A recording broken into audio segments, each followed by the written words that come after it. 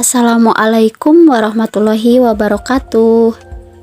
Perkenalkan, nama saya Airisma dengan nomor induk mahasiswa 20210133 dari Prodi Pendidikan Bahasa dan Sastra Indonesia, Institut Keguruan dan Ilmu Pendidikan Siliwangi.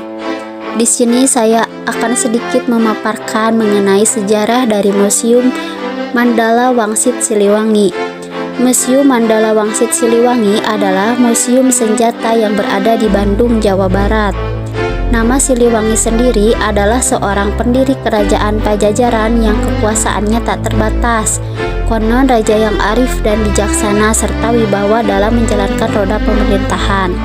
Sedangkan guna Mandala Wangsit adalah sebuah tempat sebagai penyimpan amanat, petunjuk atau nasihat dari pejuang masa lalu kepada generasi penerus melalui benda-benda yang dimerdekakannya. Nama jalan tempat museum ini berada di Jalan Lembong, diambil dari nama Letkot Lembong, salah satu prajurit Siliwangi yang menjadi korban dalam peristiwa kudeta Angkatan Perang Ratu tidak sewenang-wenang. Sebelumnya, jalan itu bernama Oud Hospitalweg. Museum Mandala Wangsit terdiri dari alat yang digunakan pada saat perang Sela Jepang dan Indonesia.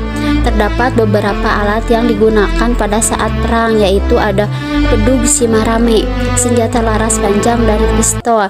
Yang digunakan oleh Ki Hajar Dewantara adalah bedog, dan di sana terdiri dua jubah berwarna putih dan hitam dan terdiri aula. Museum ini diresmikan oleh Presiden Soeharto.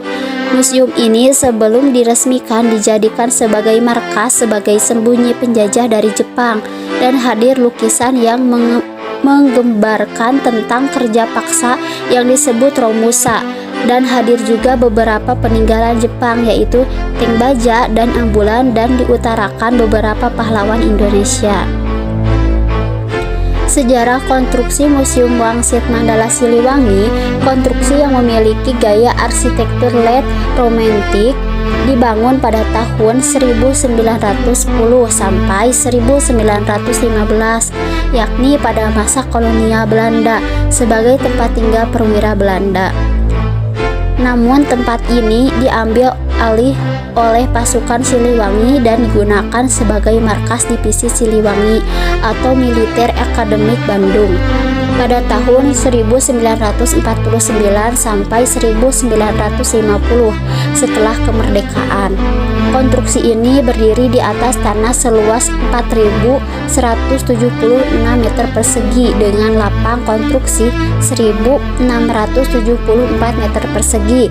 Pada tanggal 23 Mei tahun 1966, konstruksi ini menjadi sebagai Museum Wangsit Mandala Siliwangi yang disahkan oleh Panglima Divisi Siliwangi ke-6, yaitu Kolonel Ibrahim Adji. Pada tahun 1979, gedung ini dibangun atau direhabilitas kembali menjadi gedung berjenjang 2. Akhir disahkan pada tanggal 10 November tahun 1980 oleh Pangdam Siliwangi ke-15 Maijen Yoga Sugama, dan di prasastinya ditandatangani oleh Presiden Republik Indonesia kedua. Koleksi museum adalah benda-benda yang digunakan oleh pasukan Kodam Siliwangi, dari senjata primitif seperti tombak, panah, keris, kujang, dan bom molotov, sampai dengan senjata modern seperti panzerrail, meriam, dan kendaraan lapis baja.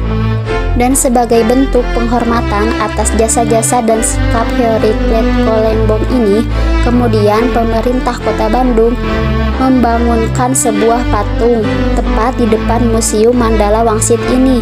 Selanjutnya, bisa menikmati pengalaman berwisata sejarah di tempat ini, di mana secara umum ruangan museum ini terbagi ke dalam 5 ruangan yang memamerkan bukti dan saksi sejarah dari masa ke masa, seperti ada ruangan era kerajaan. Di ruangan ini bisa menyaksikan langsung dari dekat koleksi berbagai jenis peralatan senjata dari masa kerajaan di Jawa Barat, mulai dari yang populer seperti senjata kujang, keris, dan tombak, plus ada lukisan Prabu Siliwangi.